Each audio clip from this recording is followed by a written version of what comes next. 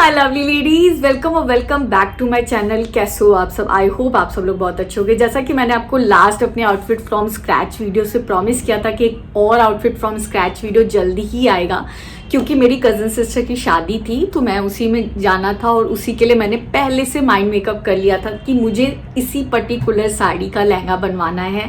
इसका ब्लाउज दुपट्टा वगैरह देख लेंगे। क्या होता है जब आउटफिट फ्रॉम स्क्रैच आप बनाते हो, चाहे आप फैब्रिक ले रहे हो या फिर आप अपनी किसी साड़ी, अपनी मम्मी की किसी साड़ी से बनवा रहे हो, तो थोड़ी चीज़ें सोर्स करनी पड़ती हैं, ठीक है, क्योंकि एग्जैक्टली उसी कपड़े में सब कुछ मिल जाएगा, उसी तरह का सब कुछ मिल जाएगा, ज़रूरी नहीं होता है, ठीक है। तो थोड़ा ऊपर नीचे दाएं बाएं चलता है। तो आप सबसे पहले ये देखो कि मैंने वीडियो शूट किया था कि हाँ मैं जाऊंगी, ये वो, उसको देख लो, उसके बाद मैं आगे बात करती हूँ। देख सकते हो ये है साड़ी और गेंजा फैब्रिक में है। इससे मैं सोच रही हूँ लहंगा बनवाने की, और देखते हैं कैसा लहंगा बनता है। वो तो बुटीक जाने के बाद पता चलेगा, क्योंकि उन्होंने बोला है कि पहले हम फैब्रिक देखेंगे डिज़ाइन कैसा है, उस हिसाब से बताते हैं कलियों वाला बनेगा या बकरम वगैरह जो भी है देखा जाएगा, उसको वहीं पे डिसाइड करूँगी। तो मैंने एक चीज़ सोचा है कि साड़ी को पहले जो इसका वो होने वाला है, पल्लू होने वाला है, उसका बॉर्डर लेके मैं जो दुपट्टा होगा उसमें साइड साइड लगवाऊंगी। मैं इमेज दिखा दूंगी कि मैं किससे इंस्पायर होके इसको बनवाने की को सोचा है मैंने, क्योंकि मेरी मौसी की बेटी गौरी है, उसकी शादी होने वाली है, तो उसी के लिए फाइनल लुक आपको तभी पता चलेगा। अभी मैं बस शूट कर रही हूँ, तो चलिए आगे आपको बुटीक में। मैंने आपको बोला कि मैं बुटीक जाती हूँ तो मैं आपको सारा कुछ बताती हूँ, बट वहाँ पे मैं शूट नहीं कर पाई। क्यों? क्योंकि उसका रीज़न था, उन्होंने सिर्फ टेलर मास्टर ने मेरे मेजरमेंट्स लिए और उसके बाद वो लेके चले गए। जो वो पर्टिकुलर बुटीक है वहाँ का क्या सीन है कि वहाँ पे उन्होंने कई सारे हर चीज़ों के लिए अलग अलग अपने कारीगर रख रखे हुए हैं, ठीक है। तो वो वहाँ पे नहीं बनाते हैं, उनका अपना कोई जगह होगी वहाँ जाके बनाते हैं। तो वो चीज़ तो पॉसिबल ही नहीं थी कि मैं उसे शूट कर सकूँ, और मेजरमेंट्स की मैं क्या ही बात करूँ, ठीक है। और सिर्फ लहंगा बनाना था और दुपट्टा मुझे वो भी आगे डिस्कस करते हैं। तो सबसे पहले मैं बात करती हूँ लहंगे की, ठीक है। लहंगे की बात करती हूँ, शुरुआत उसी से करती हूँ क्योंकि वो मेन चीज़ वही है आउटफिट फ्रॉम स्क्रैच की। बाकी चीज़ें तो बाद में शुरू होती हैं।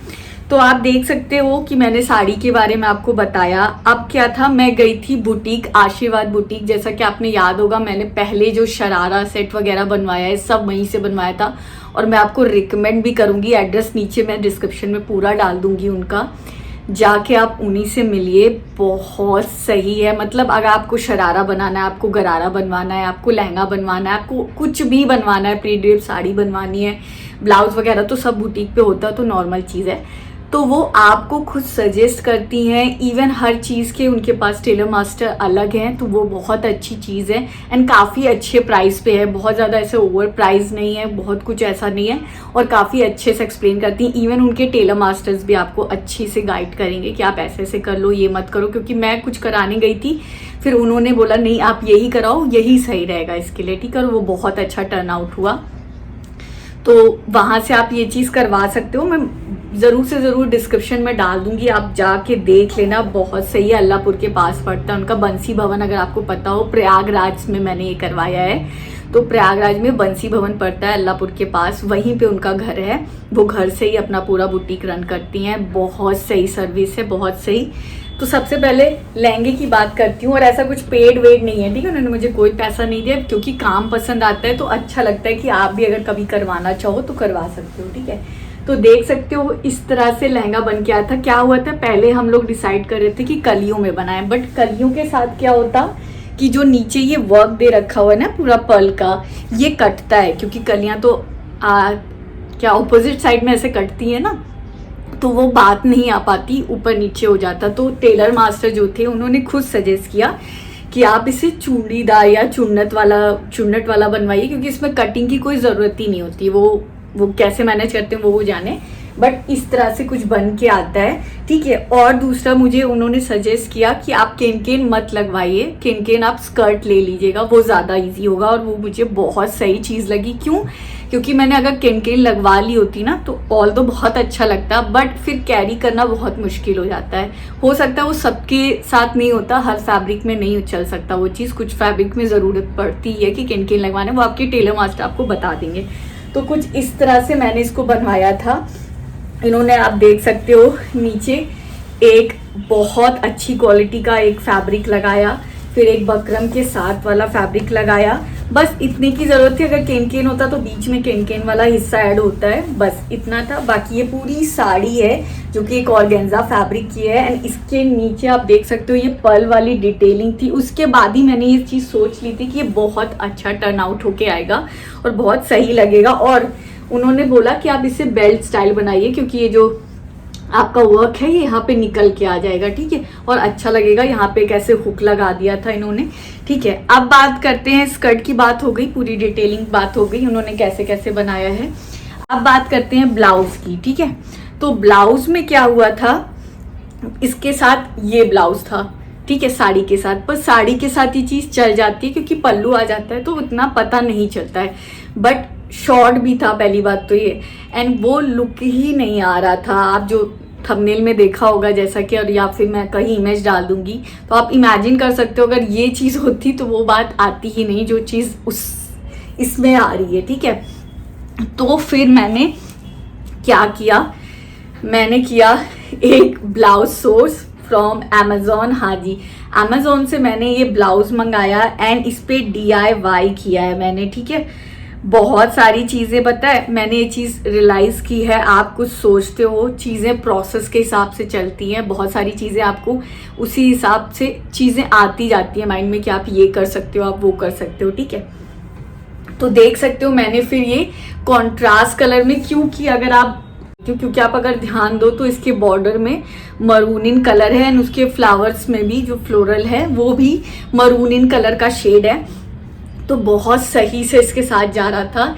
एंड मैंने इससे इंस्पायर होके इस ब्लाउज का पूरा ही DIY किया था। हाँ जी, पहले मैं सोची थी दूसरी तरीके से, फिर मैंने कहा कि नहीं मैं पिंटरेस्ट से थोड़ा निकालती हूँ, क्या पता मुझे वहाँ से एक आइडिया मिल जाए, क्योंकि हो सकता है मैं ऐसे ही रैंडम लगाना चलूँ तो बहुत वो हो जाएगा। देख सकते हो मैंने पूरा ऐसे ये पर्ल मंगाई, ये पर्ल भी मैंने मंगाए थे अमेजोन से, वही पूरे ऐसे ही करके डिज़ाइन, और मैंने सबसे छोटा और उससे एक बड़ा ही यूज़ किया। मैं नहीं चाहती थी कि बहुत बड़ा बड़ा आए, वो नहीं अच्छा लगता। बट एक चीज़ इसमें ये भी हुई कि जो देख सकते हो यहाँ से 2-3 पर्ल निकल गए, वो होता है क्योंकि मैंने पेस्ट किया था ग्लू के साथ, फैब्रिक ग्लू के साथ, तो ऐसा हो गया। एक एक ऐसे यहाँ पे पीछे आ गया था। बाकी एक ब्लाउज ही बहुत प्यारा था यार, सिल्क मटेरियल में इसका डिज़ाइन वगैरह फिट इतना सही आया। 34, इसका लिंक भी मैं डिस्क्रिप्शन में डाल दूंगी, सो अगर आपको लेना हो तो आप ले सकते हो। उसमें कलर ऑप्शन भी और मिल जाएगा। आई गेस ये मुझे 650 के समथिंग का पड़ा था ब्लाउज। हाँ, मैं लास्ट में आपको पूरी कॉस्टिंग अभी बता दूंगी, तो टोटल भी बता दूंगी कितना होगा, ठीक है। अब बात करते हैं कि मुझे दुपट्टा कहाँ से सोर्स करना पड़ा, ठीक है। पहले उन्होंने बोला कि इसी से दुपट्टा भी निकालना है, जो फैब्रिक था साड़ी का, तो मैंने कहा नहीं, क्योंकि उससे अगर निकालेंगे 2.5 मीटर तो फिर बचा ही क्या, ठीक है। तो मैंने कहा नहीं, वो मैं अपना मंगा लूँगी या फिर मैं देख लूँगी। तो फिर मैं इसको जाके सोर्स किया था मैंने, वो कौन सी मार्केट है यार, अभी मुझे मार्केट का नाम नहीं याद आएगा।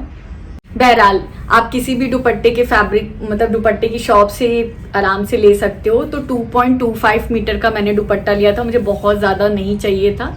उनके पास ये कटी हुई पीस थी वाइट कलर में, ठीक है। मैंने इसे डाई कराया है, विद डाई उन्होंने 300 रुपये लिया है दुपट्टे के साथ। बहुत सही लेते हैं वो लोग, बहुत सही। मुझे अच्छा नाम याद आ जाएगा ना तो मैं डिस्क्रिप्शन में डाल दूंगी पूरे एड्रेस के साथ, तो आप जाके वहाँ से भी ले सकते हो।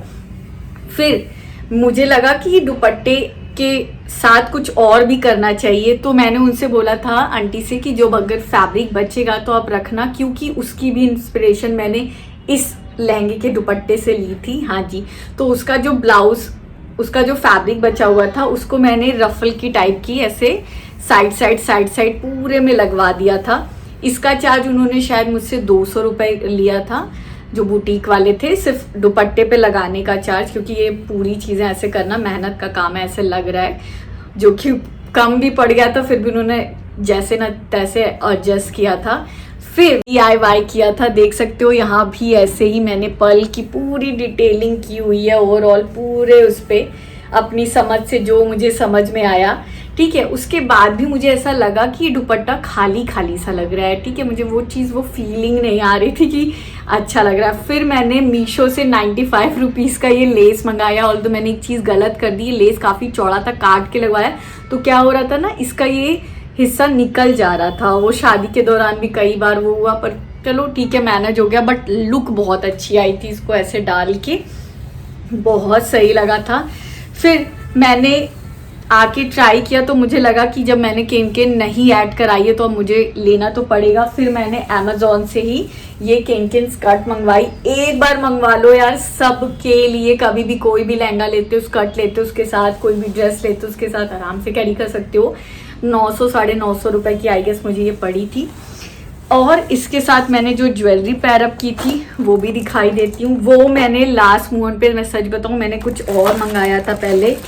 वो इतना गंदा आया था, इतना गंदा अमेजोन से, फिर मुझे वो वापस करना पड़ा। एक तो डैमेज आया था, फिर वो बात ही नहीं आ रही थी। फिर मुझे अचानक से ना मिंत्रा पे ये सेट दिखता है, एंड इतना सही, इतने एंड मोमेंट पे, इतना सटीक टाइम पे मुझे ये रिसीव भी हो गया। अब ये थोड़ा सा अकड़ रहा है, पर आप देख सकते हो बहुत सुंदर। इसके ये कान के भी देखो कितने प्रीटी हैं, कितने प्रीटी हैं। ये मुझे आई गेस 750 समथिंग ऐसे कुछ पड़ा था। डिस्क्रिप्शन में लिंक सबका दे दूंगी। और ऑल टोटल मुझे कितने का पड़ा, जो मुझे लहंगे की स्टिचिंग की कॉस्ट पड़ी, वो 2500 या 3000 के आसपास ऐसे कुछ था। मुझे एग्जैक्टली याद नहीं है, मैं पूरा भी यहाँ पे डाल दूंगी। क्योंकि वो क्या होता है ना, वो मुझे मना करती हैं, क्योंकि सबके हिसाब से वो अपने हिसाब से वो रखती हैं ना। अब मेरा रिलेशन अलग है तो हो सकता है वो मेरे लिए थोड़ा डिस्काउंट कर दें। अब आपको क्या करें, फिर आप बोलोगे कि वो तो ऐसे कर रही हैं। जो मैं एकदम ट्रांसपेरेंट होके बोलना चाह रही हूँ, क्योंकि मैं बहुत काम कराया है उनके साथ और बहुत अच्छा रिलेशन है। तो एक होता है ना कि आपको एक अपने उस पर जो डिस्काउंट देना वो होता है। मे बी शायद आपको भी दे दें, ऐसा नहीं है। आप मेरा नाम बताना कि हाँ आपके मेरे रेफरेंस से आप गए हो, तो मे बी आपको भी डिस्काउंट दें। उसके बाद जो दुपट्टे की कॉस्ट थी वो 300 रुपये मैंने आपको बता दिया विद डाई, ठीक है ना। 950 समथिंग का केन पड़ा था। ब्लाउज मुझे कुछ वही 650 700 के लमसम पड़ा था।